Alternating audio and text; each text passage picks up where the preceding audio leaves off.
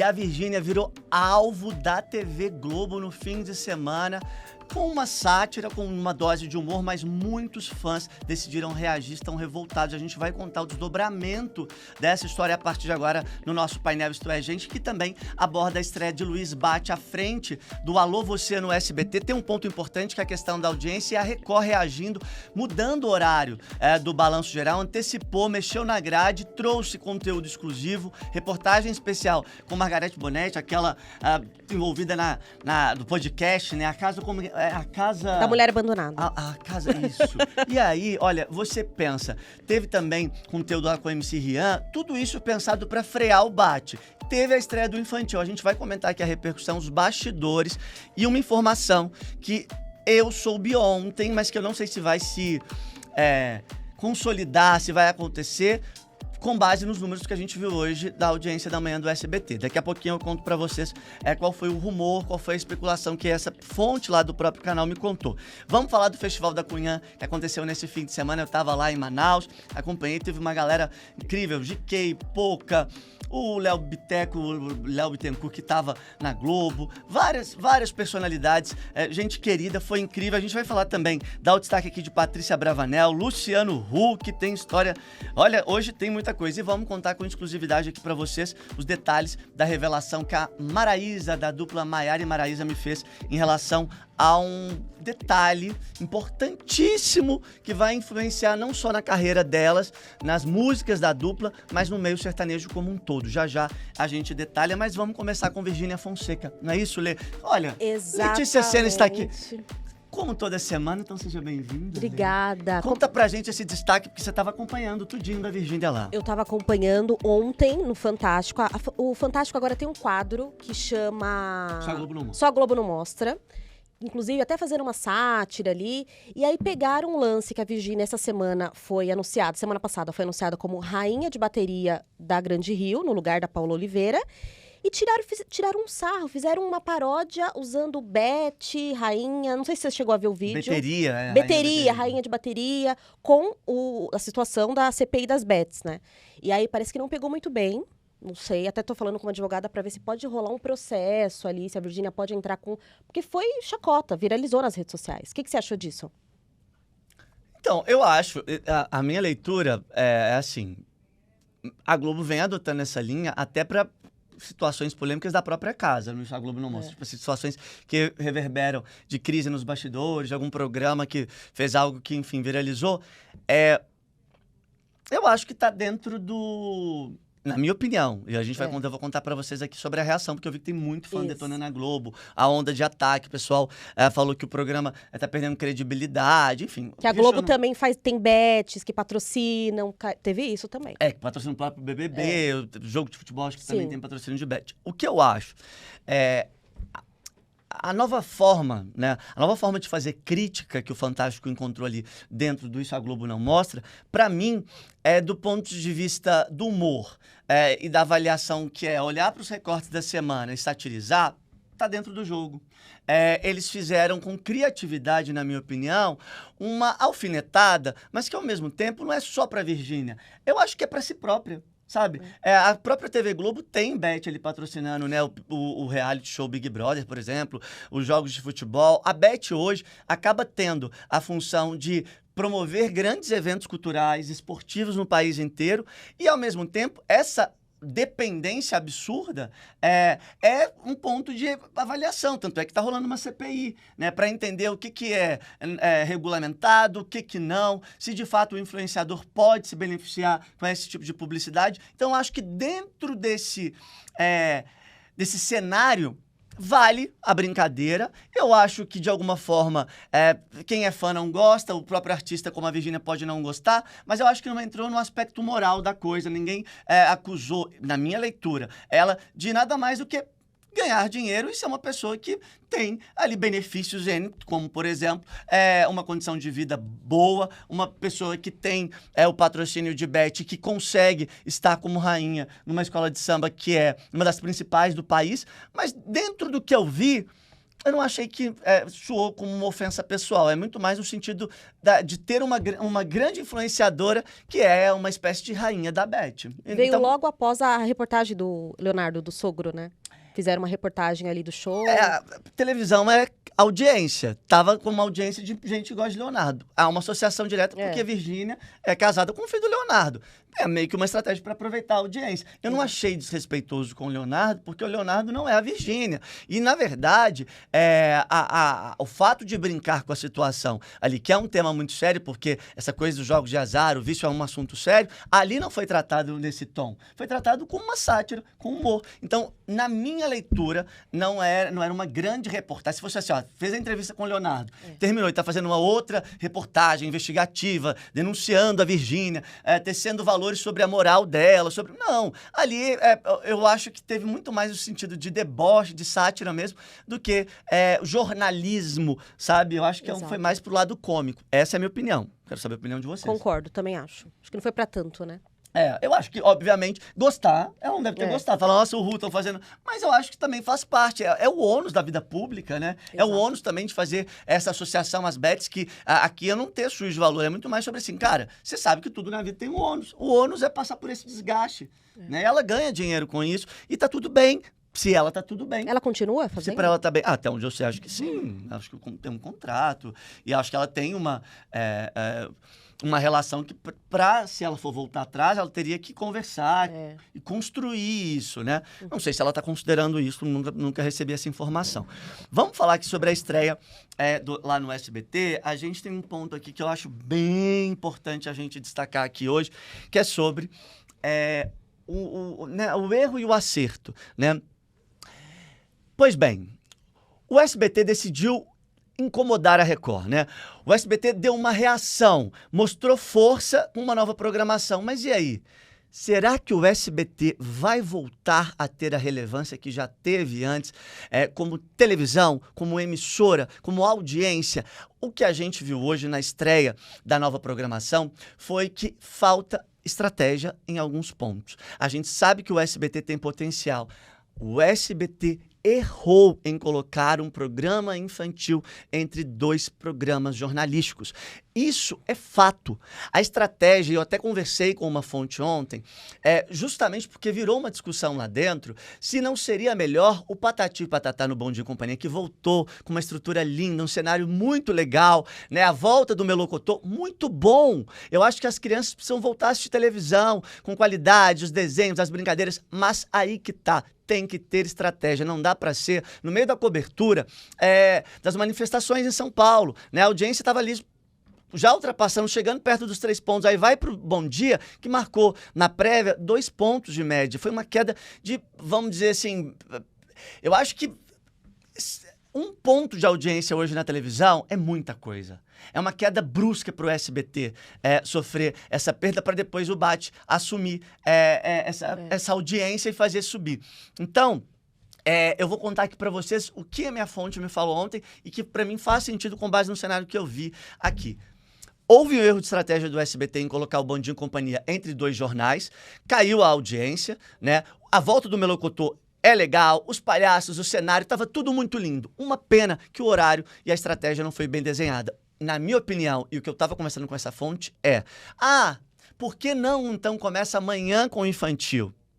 Né? Essa fonte falou, cara, foi uma discussão, mas posso te afirmar que existe um receio de não ter fôlego ali por volta das 7 da manhã, de segurar uma audiência e cair ainda mais, porque o jornalismo nesse horário é muito consumido por quem está saindo para trabalhar. Mas, gente, colocar um programa infantil no meio, a cobertura de manifestações em São Paulo, você encerra um jornal, entrega para o infantil, com uma estrutura legal como aquela, é claro que vai ter uma transição de público muito alta, não tem como. Vão mudar, e aí foi a hora da Record crescer na audiência, hoje em dia cresceu, a própria TV Globo também se beneficiou, e a gente viu a dificuldade que foi para o Luiz Bate reagir, fazer os números crescerem ainda, que o programa seja legal, mostrou que está ali bem atualizado, precisa de pouquíssimos ajustes, mas obviamente é só o começo, e a gente sabe que essa vontade de fazer jornalismo ao vivo, um programa para a família, como o SBT tem adotado nessa linha, vai dar muito certo, na minha opinião. A Record, tanto é que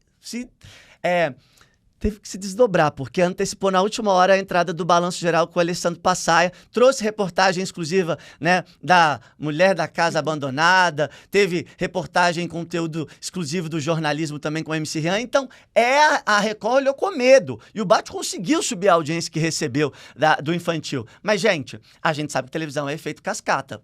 A audiência que é entregue para o apresentador conta muito para ele conseguir ter um bom desempenho. Então, acho que o SBT vai precisar repensar isso, ou jogar para antes do primeiro impacto o Bom Dia, ou repensar se de fato o programa tem fôlego para ser diário. Que tá lindo o programa? Tá, mas eu não sei se foi bem pensado dentro da estratégia. Quero saber o que vocês acham. Qual horário que entraria o Patati Patatá? Tava Eu acho pensando 6h30, 7 da manhã, né? É. Tipo assim, 7 às 8, porque o primeiro impacto tá entrando às 7. Então ele seria uma inversão. Exato. Você faz Patati Patatá, tem o Bom Dia Esperança do Dave, Isso. daí vem o primeiro impacto e depois o Luiz Bate com o Alô Você. Porque o público, o Alô Você tem um pouco de entretenimento e tal, mas conecta mais com o primeiro impacto. Exato. Um infantil não tem nada a Um ver. entrega pro outro. Faz entrega sentido, pro faz outro. sentido, total. Então acho vai que ter mudança aí de novo, certeza. Eu acho que eles essa fonte me falou que já... Mas isso não é uma grande novidade pro SBT. Nossa. Isso já tinha sido conversado. Só que eles ficaram com medo... Pagaram pra ver. E eles ficaram com medo da audiência ser muito baixa do infantil 7 da manhã. Porque às 9 as crianças já estão acordadas e tal. Mas, gente, eu acho um risco... Na minha época, o desenho era cedo. Era cedo crianças... também. Enfim, criança acorda cedo. Gente. E até porque muitas também têm que ir pra escola e pra creche. Então, enfim, essa é a minha opinião. Patrícia Bravanel foi bem, liderou por alguns instantes. Olha. No final de semana, com o show do Milhão, ganhou da Globo. A homenagem do Domingão pro Carlos Alberto de Nóbrega foi linda. Foi, adorei. Maravilhosa, o Emocionante. Luciano Huck e a equipe mandam muito bem.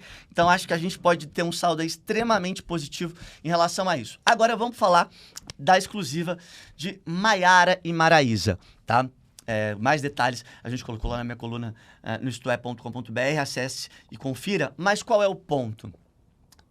A Maraísa me contou com exclusividade que a música Borderline será cancelada do repertório e não vai entrar nos shows, nem nas plataformas de streaming, depois daquela polêmica que a André Surak veio, criticou algumas pessoas que têm o diagnóstico de borderline também se manifestaram. O que ela me disse foi, Matheus, e ela foi super querida, foi uma conversa olho no olho super sincera, Matheus, se a gente pudesse ir na casa de cada pessoa para explicar a nossa intenção, a gente iria, né? Faz parte, inclusive, essa crítica, a gente repensa muito, porque a gente toca muitas vezes nas letras das canções que a gente leva, por exemplo, surtos narcisistas, já falava dessa questão de comportamentos tóxicos, de questão de saúde mental. Mas borderline, para mim, diz muito mais sobre o momento atual, da fragilidade da saúde emocional que a gente vem vivendo nos tempos atuais, do que sobre a música. Porque ela não generaliza, ela só diz que é uma pessoa que tem comportamentos assim, mas ela não diz que toda pessoa borderline é assim. Mas o que ela chegou à conclusão junto com a equipe, e a Maraísa é uma das autoras da música, além de ser uma grande cantora, é uma grande compositora, ela disse, Matheus, a gente toca em temas polêmicos, e quando a gente olha que em determinadas situações está tomando um rumo que não é bem o que a gente pensa para a carreira e para a dupla, a gente também sabe voltar atrás. Então, é uma decisão, a gente não vai colocar essa música, né? Mas a minha leitura é que pro sertanejo como um todo, que sempre falou assim, a dor que mata, o amor que me derruba, aquelas coisas fortes, sofridas do sertanejo, será que vão ter que também, agora no geral, o mercado todo repensar? Ou a gente também entender que não é para expor a dor em cima do diagnóstico, e sim para relatar comportamentos que fazem parte de uma vida real. Eu entendi assim, mas toda crítica é válida. Eu acho que todas as pessoas que se sentiram ofendidas têm sim direito de se manifestar. E, claro, a dupla entendeu por bem que não era uma questão de adaptar a letra, que eu achei que fosse acontecer, mas sim de tirar ali do repertório. Quero saber qual a opinião de vocês. Eu achei que ela foi sincera e é verdade, sim, né? Ficou confortável para todo mundo. Exato. Olha, agora vamos receber o nosso convidado, né? Olha, a gente tem a alegria de receber aqui no painel Isto É Gente, ele que tem mais de 30 anos de carreira. Ele é um ator que, olha, passou por várias novelas, fez recentemente Aventuras de Poliana e Poliana Moça no SBT, mas fez Além do Horizonte na TV Globo, Beleza Pura, fez parte do seriado Sandy Júnior, eu lembro da participação dele, Amor Eterno Amor na TV Globo, olha, e são muitas peças de teatro, ele está em cartaz, inclusive, com a peça Entre Irmãos, em São Paulo, que inclusive vai, pelo que eu soube, vai passar pelo Brasil, enfim, atuação brilhante também, vários filmes, uma atuação de destaque no cinema. É com muita alegria que o painel Isto É Gente recebe recebe Otávio Martins. Tudo bem, cara. Obrigado vocês por me receber. É uma alegria, viu, te Obrigado. receber. Fiquei muito feliz quando o pessoal da sua assessoria falou que a gente ia conseguir bater esse papo aqui para falar de tanta coisa boa. É uma trajetória enorme, impressionante, assim. Não fala de currículo, não, senão eu me sinto cada vez mais velho. Não, mas quer dizer que você trabalhou sempre muito, deve ter conciliado muitos trabalhos, porque na idade, ó, você tá super bem. Eu até fiquei surpreso. 30 anos de carreira, isso é muita coisa mesmo. 57 espetáculos. 57? E novela, você sabe quantas foram? 7. Caramba. 7. E tive 9 longas. 9. 9 longas. Aconteceu uma coisa sensacional que vocês vão saber aqui, que é o seguinte: a minha cadeira acabou de cair. E agora acabei de corrigir. E tomara Tá que ela bem. fique quietinha. Ela vai resistir até o final. Ela vai resistir até o final. Ela desceu de novo? Ela cresceu de novo. Tá Desceu? tudo certo, tá tudo bem. Meu Deus, a gente... vamos... Não, foi minha perna que esbarrou. Ah, tá.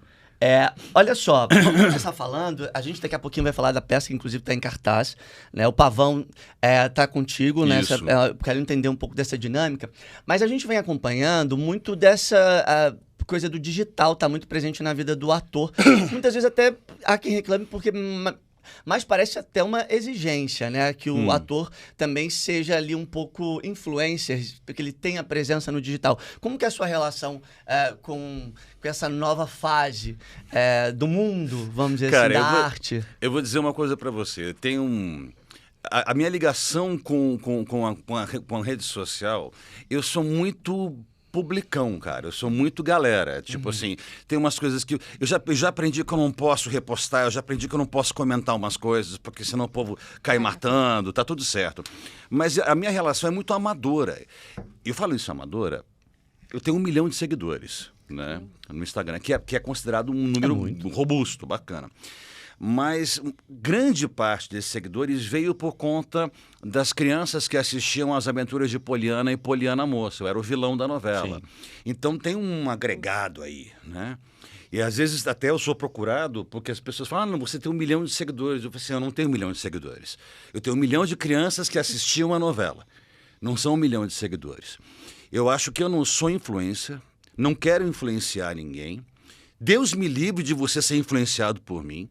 Eu sou uma pessoa cheia de defeitos, como qualquer um, e eu estou fazendo o meu trabalho. É basicamente isso. O que eu gosto de fazer é contar a história. Então, às vezes, se eu posso na rede social contar uma história, falar alguma coisa assim, aí eu coloco. Eu gosto de contar a história. Quando as pessoas me perguntam o que você gosta de fazer, eu falo assim, cara, eu gosto de contar a história. Seja como ator, seja como diretor, seja como autor, eu gosto de contar a história. Você também tem esse outro lado que também eu quero muito saber, que é a parte de dirigir, de escrever. Mas tem um ponto que é bem curioso que você está falando, e eu fico atento a isso, porque assim, na rede social você tem essa grandiosidade, e acho que tudo bem, né? Foi o que você disse, não quero ser o influenciador, mas naturalmente tem gente que se interessa ali pelo bastidor, pelo outro lado da sua vida. Muitas crianças te seguiram, mas você não pensou, depois do trabalho na TV com Poliana, Aventura de Poliana e Poliana Moça, fazer algo para esse público, já que eles te seguem, te acompanham, já te conhecem somente por conta dessa relação a partir da novela? Eu não tenho uma relação específica com uma faixa etária. Eu gosto de contar a história. O que acontece é que, como eu estou há muito tempo no teatro, eu sou um cara do teatro, eu sou um cara do palco, eu acabo contando histórias para pessoas mais adultas. As minhas histórias são mais adultas. Nunca aconteceu de ter alguma coisa assim. Já tive procura, tipo, eu tenho... O meu TikTok também acho que tem 800 mil, uma coisa assim. Eu já tive muita procura de fazer coisas pro TikTok, fazer coisas... Eu não gosto. Tá. Eu não sei, eu sou um cara da ficção. Então eu sou um cara que eu gosto de escrever ficção, de atuar em ficção, esse tipo de coisa. Ou então, quando é uma coisa tipo uma campanha humanitária, ou eventualmente até uma participação política, eu faço nas redes sociais. Mas sempre Quando você fala participação política é no sentido de se posicionar sobre alguma pauta. Se posicionar sobre uma pauta política, né? Que eu acho que também é uma função do artista, uma função social do artista. A partir do momento que você é artista, que você está na rua, que você emite uma opinião, e emitir uma opinião não precisa ser uma opinião política. A partir do momento que eu estou em cartaz com uma peça, que eu estou escrevendo uma peça, isso é um ato político. Eu já estou fazendo política por eu estar fazendo aquilo ali. Eu acho que você se colocar é você não se omitir. Mas vamos lá, a gente tem casos recentes. A Regina Duarte, por exemplo, ficou um tempo afastada da TV Globo depois de alguns posicionamentos políticos. Cássia Kiss é outro exemplo. A gente vem de uma era em que, sim, muitos atores usam a rede social para se posicionar, mas também, de alguma forma, até assumem a responsabilidade, ao mesmo tempo, de não ter vínculo com determinado grupo de comunicação que seja, ou com determinadas empresas. Aí como você encara essa parte, esse outro lado, que é a responsabilidade em cima do posicionamento? Com todo respeito a essas duas atrizes, que são duas excelentes atrizes, que têm duas trajetórias que são muito impressionantes, mas as opiniões delas são muito infelizes, tanto de uma como de outra. Assim, você está trabalhando dentro de uma estrutura de instituição brasileira, onde você luta para que direitos não sejam tirados, para que privilégios acabem, porque a gente sabe que a situação social que a gente está hoje se deve ao acúmulo de privilégios e à manutenção de direitos espúrios e tirar direitos sociais. A partir do momento que as pessoas se posicionam contra isso, é claro que a maioria vai reclamar. É óbvio que a maioria vai reclamar. Não estou falando que elas estejam certas ou estejam erradas. Minto, eu estou falando sim, elas estão completamente erradas. Tá. No posicionamento de você olhar para o próximo. Tem uma questão que é assim: o que eu sou melhor que você ou que você? Nada. Nós três aqui na mesa somos três pessoas que temos o mesmo direito de falar, de colocar suas opiniões aqui na mesa, assim, mas respeitando os direitos uns dos outros, respeitando a liberdade uns dos outros. A partir do momento que eu passo a fazer um enunciado que você vai ter menos direito que ela, eu estou criando uma barreira. Então, assim, é preciso, eu acho que também no caso delas tem uma questão geracional. Né? Você tem uma questão geracional de ter uma estrutura que era colocada de uma certa forma, das quais elas não conseguiram talvez se colocar. Mas do ponto de vista de mercado de trabalho, quando de alguma forma as oportunidades mudam, é quando você mistura a relação do artista, daquele que está ali no palco, que está na TV, com a opinião pessoal. De alguma forma as portas se fecharam para elas e para outras pessoas. Sim. É uma consequência natural, então, na sua opinião, que isso aconteça. Mas muitas portas se fecharam para mim quando eu me posicionei gay. Quando me assumi publicamente gay, claro que as coisas Como se que fecharam. você sentiu isso, assim? O número de trabalhos que eu oferecido acaba sendo menor. Mas você recebeu papéis de homens héteros em novelas. Isso Eu só não... faço papel de homem hétero, cara. Porque, de repente, quando a pessoa assume, acaba diminuindo os papéis de papéis, hétero. a gente viu isso acontecer com alguns galãs, inclusive recente na TV Exatamente. Globo. Até há um comentário nos bastidores que é muito difícil hoje você ter grandes nomes, grandes talentos, por isso talvez a repetição de muitos nomes, porque na essência busca-se o ator hétero para determinados papéis. Você é um exemplo de que não é bem assim, né? Não, mas eu não acho, porque assim, a partir do momento que a gente tá falando do Instagram, a partir do momento que você entra no Instagram e você vê foto minha com meu marido, né? Você tem uma coisa de, nossa, mas será que ele, o que é isso? Isso é vida, gente. Isso é vida como sempre houve em todas as épocas. A única diferença é que eu não minto. Mas de resto, é tudo igual. Se há uma diferença, claro que há uma diferença. Quando você se assume publicamente gay, você sabe que muitas coisas vão passar para outra pessoa, porque não, talvez não ele, porque ele já é notoriamente gay. Nunca ninguém falou isso para mim, mas eu senti ao longo do tempo. Por outro lado, isso me abriu portas para outras coisas muito importantes também. Para eu colocar a minha opinião, para eu colocar as minhas peças. Então, para algumas coisas, o meu posicionamento só me ajudou. No frigir dos ovos, o meu posicionamento ajudou a mim, que é o que me interessa. Me ajudou a ser feliz comigo mesmo, a lidar com as coisas da forma como eu acho que elas têm que ser. E é isso aí. Eu acho que tem um ponto, você falou de uma peça sua, que a gente estava até falando do Gabriel Santana, né? Que vocês trabalham, eu adoro o Gabriel. A gente estava, inclusive, nesse final de semana lá no Festival da Cunhã. E cara, ali nessa peça tem também um marco importante, né? Você estava me contando que no bastidor teve uma decisão de escolha, isso foi do diretor. Como foi que partiu esse projeto? Você participou dele também? O The Boys and the Band. The Boys and the Band. Foi em 2023 isso, não é? Isso. The Boys and the Band é uma peça, ela é considerada a primeira peça gay, porque é a primeira peça a retratar os personagens dentro de uma comunidade LGBT, da década de 60. Essa peça foi encenada no Brasil, na década de 70, pelo Tony Ramos, o Denis Carvalho, era um elencão, cara, era um elencão. Quando foi encenada agora em 2023, que foi por ocasião de 50 anos da peça, foi escolhido um elenco gay. Publicamente gay, atores que eram publicamente gays. Assumidos, de fato. Assumidamente, então. Léo Mijorin, eu, o Matheus Ribeiro, o Bruno Narc. O próprio Gabriel, que você assumiu o Gabriel, né? E aí o Júlio Oliveira, o Thiago Barbosa. E aí você tem... a gente tinha uma brincadeira que a gente tinha uma cota hétero, que tinha um personagem hétero da peça, que era feito pelo único ator hétero da peça, que era o Caio Padoan. O Caio. Então você já respeitou tudo. Seguiu a risca, né? Não, e era ótimo, porque a primeira vez que o Padoan falou assim, cara, a primeira vez que eu sou cota na vida. Muito bom, sensacional. E teve uma aceitação interessante? Teve. Nossa, a peça foi um sucesso, cara. A peça foi um sucesso. Caramba. Muito bom. Até talvez por retratar as mudanças que nós tivemos dentro do próprio posicionamento da comunidade LGBT. Eu não falo o resto das letras porque é muito alfabeto, gente. A LGBT já tá bom pra mim. Otávio, eu sei que você mostrou que você gosta bastante de se posicionar.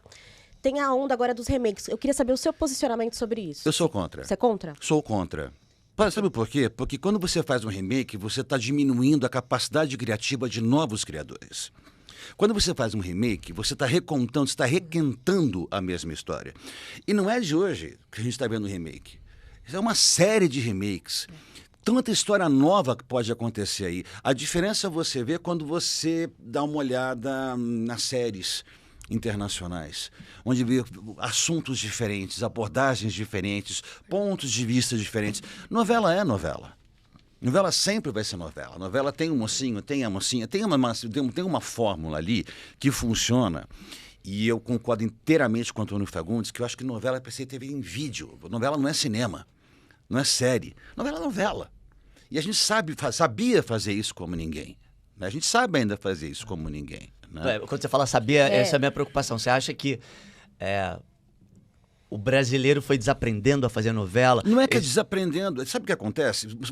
Antes você tinha um folhetim que você ia todos os dias, chegava em casa, almoçava, jantava, não sei o que, pegava e começava a assistir a sua novela. Hoje você não tem esse tempo. Hoje você tem um negócio de você ver em streaming, você vê a hora que você quer, então você maratona. Então mudou, o perfil do espectador mudou, o próprio perfil do espectador mudou. Agora, que eu acho que se fosse feito um remake a cada 10 anos, como uma grande homenagem para alguma coisa que foi... Ia ser muito bacana, né? Só, cara, é um remake atrás do outro. Né? Você está acompanhando Vale Tudo? Não. Não assistiu nada? Você assistiu a primeira? Eu assisti a primeira, eu adorava Vale Tudo. Apesar de para muita gente a novela favorita, não era a minha novela favorita. Mas eu acho uma grande novela. Mas você não está assistindo Vale Tudo porque de alguma forma você quer preservar a original na sua cabeça? Porque você não teve nem curiosidade de ir lá e falar, deixa eu ver o que estão fazendo com aquela grande obra? Eu fiz dois capítulos muito en passant, assim, como eu estava te falando, eu estou fazendo faculdade, né? E eu estou estudando. Então, cara, chega uma hora que não dá para você ver novela. Ou eu estudo ou eu vejo televisão, não tem jeito. E até julho vai ser isso. Mas se você não, por exemplo, se te convidassem para fazer um remake, você pensaria se valeria a pena? Porque o que a gente está vendo... Eu faria. Faria? Claro que faria. Porque os atores estão sofrendo muito com a comparação. A gente pega em especial agora Vale Tudo, a Bela Campos sendo criticada porque comparam com Glória Pires. Até a própria Odete, a Débora Bloch, conseguiu trazer uma outra nuance. A Débora é muito talentosa, mas a Beatriz Segal, como dizem, ela era a Odete nos bastidores. Então dizem que era mais fácil arrancar aquela raiva, coisa que a personagem agora dela tá um pouco mais querida, mais fofa. Dizem até que as pessoas estão mais fãs de Odete por esse jeito mais equilibrado, que nem é tão vilanesco. Então, a comparação é às vezes um pouco cruel de pegar a primeira versão. com quem está fazendo agora. Mas a minha pergunta é, isso é alimentado por quem? Isso é alimentado pelo público ou isso é alimentado pelo próprio fato de você fazer um remake? Porque só o fato de você fazer um remake, falar assim, cara, eu vou fazer um remake, eu vou refazer um remake de uma personagem icônica como a Odete Roitman. Aí você começa uma campanha para saber quem vai ser o Odete Roitman. A Odete Roitman vai ser a Fernanda Torres. Não, a Fernanda Torres não pode porque ela vai concorrer ao Oscar. Então vai ser... Aí você vai alimentando um monstro. É óbvio que você está alimentando nas pessoas a comparação. É inevitável que as pessoas não comparem. Se você está fazendo um remake, é óbvio que você quer ser comparado. Não tem como não ser comparado. É diferente de você fazer uma adaptação. É diferente de você pegar, por exemplo, o Valcir Carrasco, ele adapta muitas coisas, né? Então, o Eta Mundo Bom, por exemplo, é uma adaptação do Candinho. Isso que eu ia te perguntar. Você participou do texto de Eta Mundo? Eu fui colaborador do Valcir. E, cara, que experiência. Era uma adaptação de Candinho, então é isso, assim? Era. Mas o que eu fazia, eu escrevia uma websérie, porque dentro do Eta Mundo Bom tinha uma radionovela. E aí, então, a gente desenvolveu uma websérie que era a radionovela dos personagens. Então, você só ouvia a radionovela no ar. E aí, quando você queria ver a radionovela mesmo, ela passava na web, na Então, eu vou Globoplay. jogar uma outra pergunta pegando gancho nisso. Manda. Eta Mundo Bom foi um sucesso e vai voltar como Eta Mundo Melhor, é a continuidade. Você é a favor de continuidade de novelas? Como que você vê isso? Porque você é ator, você é diretor, mas você também escreve, participou da colaboração de Eta Mundo Bom. O que você acha dessa continuidade? É um risco? Eu acho que não. Eu vou te dizer o porquê. Porque poucas pessoas são tão inteligentes na feitura da escrita quanto o Valcir. O Valcir tem uma coisa que as pessoas não perceberam na época. O Eta Mundo Bom tinha um prostíbulo às 6 da tarde. Era um dancing, né? E a gente falou assim, cara, isso nunca vai passar, né? E você falava, tudo depende da forma como você fala. Elas não eram prostitutas, eram dançarinas. Não era um prostíbulo, era um dancing. Se você pegava a cenografia, a coisa toda, você... eu sei o que é isso, entendeu? E todo mundo sabe o que é isso, mas não é. E foi tão bem que vai ter a continuidade. E nunca se pautou por ser algo pejorativo, vulgar, nada. Entendeu? Tudo é o peso que se dá, é a qualidade que se dá. E o Valcir, ele tem isso que é genial. O Valcir escreve muito, cara. O Valcir fazendo novela, ele tinha um horário que ele escrevia o capítulo de tal a tal, depois os colaboradores entravam, não sei o quê, e em determinada hora o capítulo já estava pronto na mão da Globo. Quando fala que tem os colaboradores, ele escreve a base para depois os colaboradores desenvolverem as falas? Cada autor trabalha de uma forma diferente. Tá, cada autor tem o seu método de colaboração. Agora, a própria radionovela, né? Você participou da colaboração de Eta Mundo Bom e vem Eta Mundo Melhor. Não teve essa continuidade da radionovela, do projeto que você desenvolvia lá dentro? Não, que eu saiba não. Que eu saiba não. Mas também tem uma coisa que depende da linha que o autor vai tomar a partir de então. Pode ser que, por exemplo, essa questão da radionovela era interessante porque uma das personagens era a atriz de radionovela, que era a personagem da Rosane Goffman. Tá. Eu não sei se ela está agora nessa né? Quer dizer, sem ter essa personagem, como é que você vai ter coisa? Não faz sentido, mas com certeza ele vai abordar algum outro tipo de coisa. Mas foi legal então essa experiência de Foi colaborar maravilhoso. Foi maravilhoso. Faria de novo. Cara, eu aprendi muito com o Valcir. Eu sou muito grato a ele. Muito grato mesmo. O Valcir, ele é ele é um cara... Ele é extremamente generoso. Ele é extremamente generoso na configuração, na forma como ele lida com seus colaboradores. É muito bom mesmo. Legal. Você acha que tá carente de autores? Você falou muito do Valcir, enfim, a gente vê essa onda de remakes. O pessoal quer pegar a obra pronta ali, só dar uma lapidada. Você acha que tá carente de autores? Não, cara. Eu vou te falar, eu sou fã do Rafael Montes. Lá do Beleza Fatal, sabe? Bom Dia, Verônica. Bom Dia, Verônica. A Manuela Dias é uma grande autora, né? A Rosane Svartman é uma grande autora. Você tem grandes... Bicho, o Valcir é um grande autor. Tem grandes autores, né? Eu acho que até A gente tem grandes autores que não estão mais no ar, que deveriam, tá? Carlos Lombardi, por exemplo, é um craque no assunto. Carlos Lombardi era um cara que tinha que estar aí até hoje, né? Vai voltar agora um autor que dono de... Inclusive, teve uma participação muito importante em Vale Tudo, fez Senhora do Destino. Alcides? Não. O... Gente, eu esqueci o nome, não me fugiu o nome. Linhares? Não, o autor de Senhora de Destino. Aguinaldo. É o Aguinaldo. Aguinaldo. Cara, o Aguinaldo tá fazendo falta na televisão. Quando a TV Globo... Ele vai fazer Três Irmãs, que é uma novela. Três Graças. Eu acho que isso é um ponto importante, assim, a TV também reconhecer isso, que assim... Tem a galera nova, mas ao mesmo tempo tem esse cara aqui que tava fora há muito tempo sem fazer mas é muito cíclico. Cara, vou falar uma coisa pra vocês. Televisão, desde que eu me conheço por gente, tá sempre se transformando e sempre virando outra coisa. É natural, você tem essa troca essa passagem de bastão, essa troca de gerações. Você tem, e aí toda troca de gerações, a gente fala assim, nossa, mas esses caras talvez não sejam tomando por cima daqueles caras lá de trás e traz esse cara de volta. É isso, sempre funciona. Eu trabalhei com o seu Reinaldo Buri. Caramba, verdade. O Reinaldo Buri, ele dirigiu As Aventuras de Poliana. O seu Reinaldo Buri já morreu com mais de 90 anos, morreu há pouco tempo, é um grande cara. O seu Reinaldo Buri era cameraman na Tupi, na inauguração da Tupi. Esse cara viu a televisão ser inventada, ele foi um dos inventores da televisão.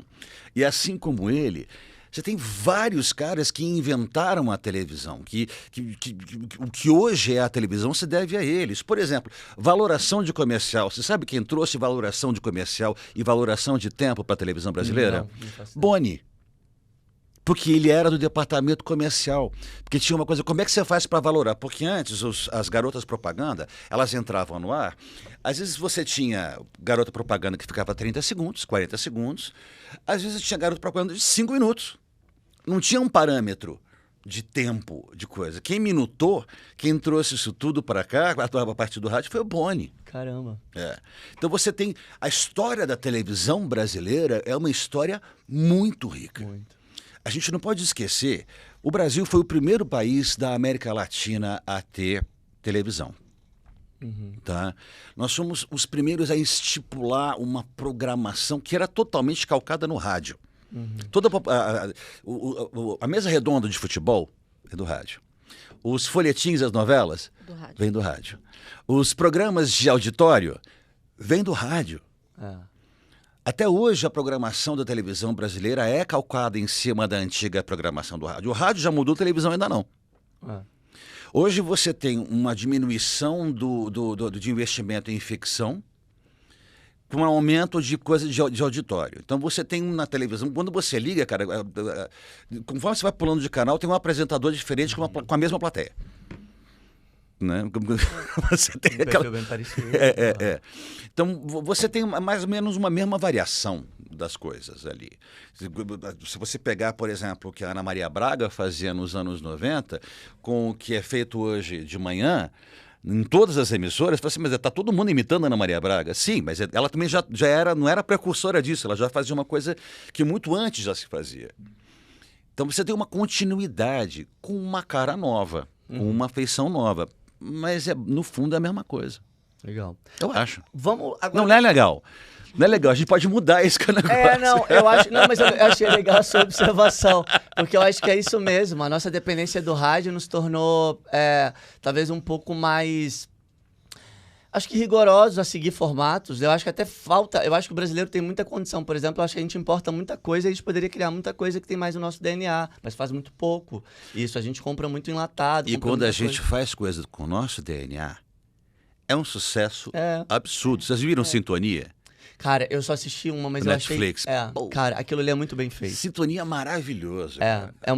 Então, eu acho que os streams também ajudaram muito a movimentar esse negócio aí, de dar uma incomodada na TV, para eles perceberem que vai ter que readaptar um tantão de coisa e mudar. Porque essa análise que você está fazendo, ela é muito pertinente, assim, para o momento que a gente vive no audiovisual como um todo, na própria televisão.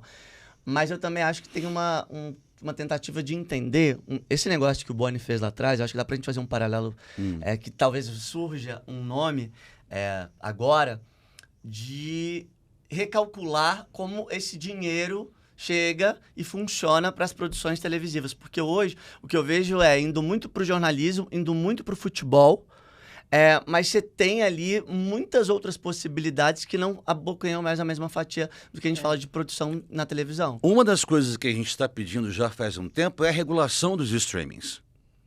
Isso é essencial. Por quê? A regulação dos streamings, só para você... O que é a regulação dos streamings?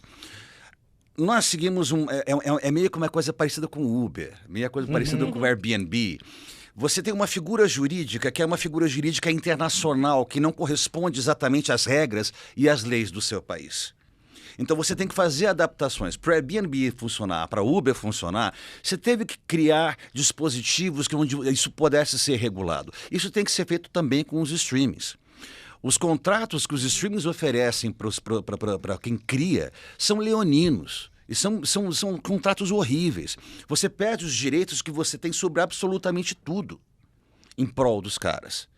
Quando você vê o tratamento que é dado por uma plataforma de streaming para uma produtora, para um criador nos Estados Unidos, na Inglaterra, e o mesmo tratamento que é dado aqui no Brasil, você fala, cara, vocês realmente acham que a gente é um terceiro mundo que merece ser pisado? Porque não é só em termos de volume de dinheiro, é em termos de respeito ao trabalho artístico. Claro. E tem uma coisa que o trabalho artístico brasileiro faz, que é inevitável, que a gente assombra o mundo inteiro. Quando a gente tem uma identidade nossa, olha o que aconteceu com a Agente Secreto, em Cannes. Olha o que eu ainda estou aqui. Verdade. E a gente está lidando com situação financeira para o cinema que não é das mais favoráveis. E mesmo assim, é uma guerrilha.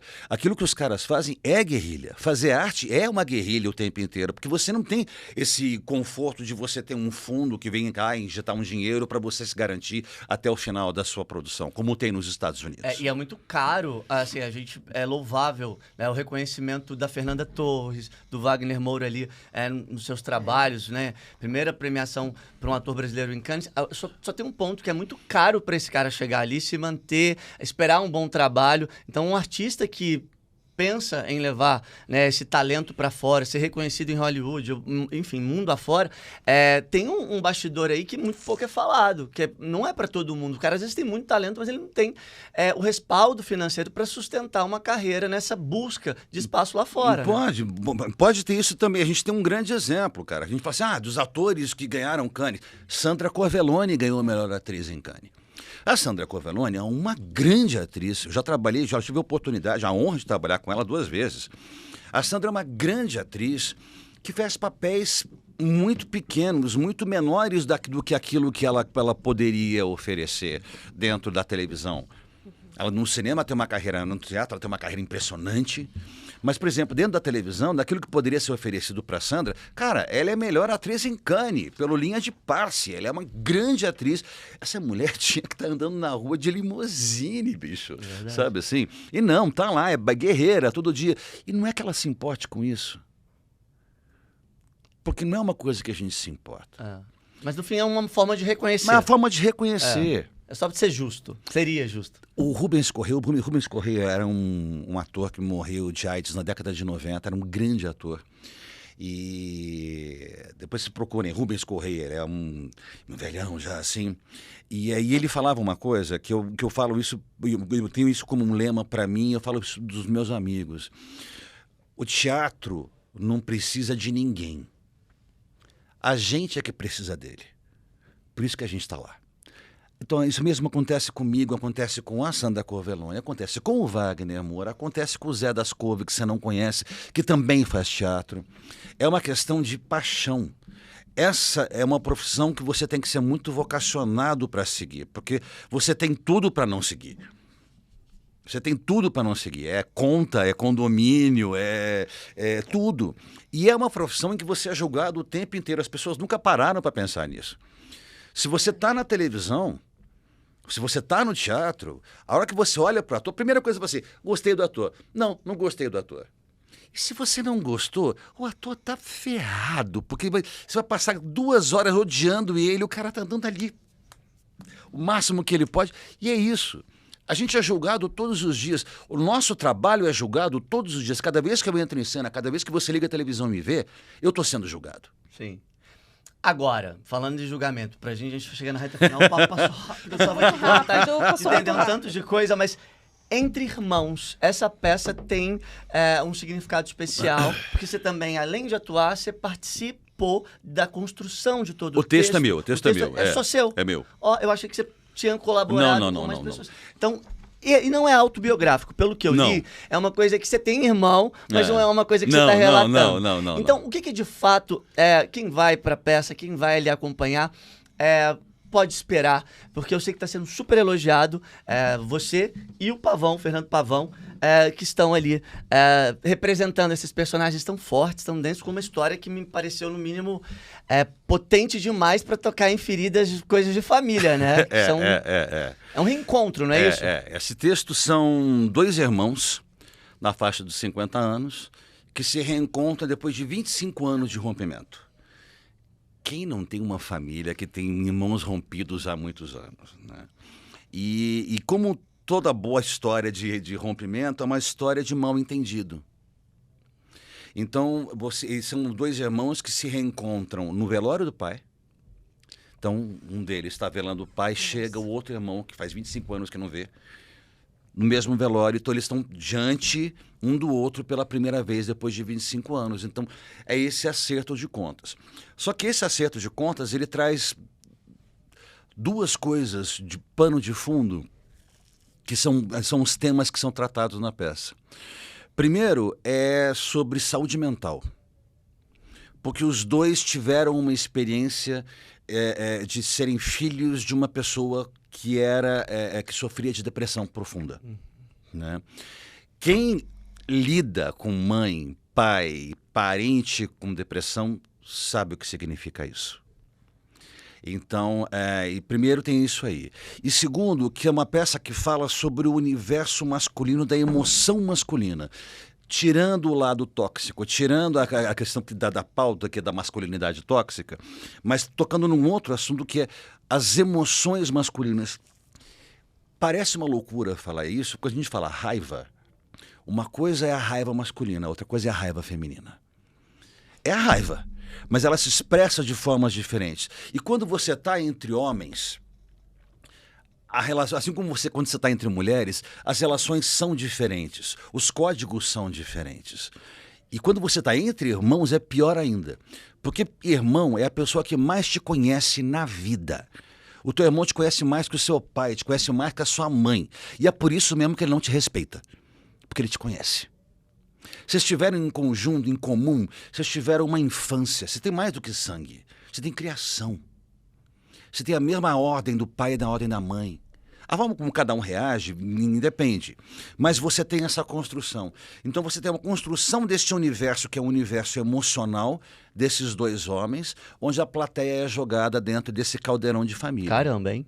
Então, assim, forte, né? a gente acha. Saúde mental Só que a gente tem um truquezinho lá, que a gente fala assim, são os nossos ganchinhos. É como se fosse uma maquininha com pequenos ganchos. Se você escapou do primeiro gancho, escapou do segundo, o terceiro te pega. E a hora que você vê, você está enrolado junto com a gente. Basicamente, essa é a estrutura da peça. E o teatro tem essa força ali, né? Foi o que você falou. Acho que... Só que, ao mesmo tempo, a gente faz essa peça, ela tem um humor, ela tem uma leveza. Que é uma leveza que é inerente de qualquer... Se você foi num velório, você já teve um ataque de riso. Você já foi no velório? Você já teve no cafezinho do velório uma piada que você ouviu, que é uma das melhores piadas que você ouviu na sua vida. Existe uma beleza e um humor que são inerentes à finitude, seja lá de que nível for. E a gente joga com isso no texto junto com a plateia. Então a plateia se sente acolhida porque, de fato, você não tem só o lado trágico, você tem um lado social, você tem um lado humano, cômico até. Também dos velórios. Está em cartaz do Teatro FAAP, é isso? vai ficar até quando? Já tem essa... Tem Até dia estabelecido? 5 de junho, mas a gente vai voltar porque, graças ao sucesso que a peça está fazendo, a gente está tendo muita proposta. A gente não pode voltar logo agora na sequência, que a gente está indo fazer uma turnê em Portugal. Ah, que legal, A gente hein? faz Portugal e Angola. Nossa. né? Caramba. Nossos Olha. amigos, nossos patrícios de língua portuguesa. Que né? legal, que bom levar Cultura. uma cultura, um Brasil. pouco do nosso texto e com essa força de tudo isso que você falou, porque relações familiares, eu acho que existem algumas complexidades que são universais, né, para São. qualquer lugar do mundo. Acho São. que acontece história fora. Parabéns, inclusive, eu não sabia que já estava aí com essa agenda fora do Brasil. Cara, não, Que legal. a gente tá na verdade, assim, a gente já, quando começou o projeto, a gente já tinha uma agenda de cidades que a gente ia fazer. A gente não ia entrar em cartaz, a princípio, em São Paulo. É que veio essa oportunidade. É a mesma coisa que você fala assim, que eu não quero mais dirigir, mas tem aquele carro que é aquele carro maravilhoso na sua frente. Você fala, tá, eu vou dirigir um pouquinho. Entendeu? A mesma coisa, cara. O Teatro FAP é um dos melhores teatros de São Paulo. Quem já foi lá no Teatro FAP? Eu nunca vi, mas Ele todo mundo elogia, todo mundo eu já vi a elogia. estrutura, eu nunca fui assistir. Cara, o peça lá. Teatro FAP é um dos melhores teatros em Todo São mundo Paulo. comenta, que legal. Então você vê, por exemplo, a Que legal. plateia que está ali, a gente divide o teatro com a Débora Falabella, né? Nós estamos em cartaz com Entre Irmãos às quartas e quintas, a Débora Falabella está de sexta a domingo com o Prima Face. E você tem esse perfil do público que vai ali, que é um público muito bacana, um público muito ávido por teatro, dentro de uma estrutura de teatro que é muito gostosa. Eles falam assim, vamos entrar em cartaz? Vamos entrar em cartaz. E aí foi isso. Sensacional. Que bom que entrou em cartaz, tá um sucesso danado. Algum projeto futuro, tem alguma coisa no radar que você pode contar pra gente do que tá vindo aí pra esse ano, pro ano que vem? Novelas. Então, eu vou fazer uma série, não posso falar ainda. Não pode falar. Então, isso é uma das coisas Tá. que a gente fala assim, você vai fazer uma coisa, mas você não pode falar. Eu falo, Mas "Tá, você pode falar então se é TV ou se é streaming? É streaming. Streaming, vai É fazer uma streaming, série. é streaming. Tá, né? mas esse ano ainda. Esse ano ainda, Tá. e eu tenho 2 longas que eu escrevi, que estão em pré-produção, que vão ser feitos no ano que vem. Olha só, os dois? Os 2. Caramba. Olha só. Um deles com direção do Bruno Barreto. Uau! Uau! Sensacional. Muito bom. Obrigado. Eu Obrigado amei vocês. nosso papo. Espero que a gente possa se falar e acompanhar mais essas novidades mais vezes por aqui, porque a gente sempre gosta de saber um pouquinho do bastidor. E te receber aqui no programa foi uma alegria. Foi muito bom. Obrigada. Obrigado você que está assistindo a gente. Obrigado vocês. Foi uma delícia de E pra papo. quem quiser, qual que é o arroba lá no Instagram? Porque é uma forma da gente acompanhar a Arroba agenda. Entre Irmãos Teatro. Tá bom. Tá? Arroba Entre Irmãos Teatro. Segue lá pra ficar por dentro de tudo sobre a peça. Lê, muito obrigado. Obrigada a você, foi ótimo. Coloca seu arrobinha aí também. fala Arroba pro pessoal. Letícia Sena B. E o meu é arroba Matheus Baldi, Matheus com TH. A gente volta na semana que vem, segunda que vem, tem Painel Isto É Gente por aqui. Aproveita para dar seu like, compartilhar, comenta, segue a gente aí, porque é sempre muito importante. Um beijo, fica com Deus. Até lá. Tchau, tchau.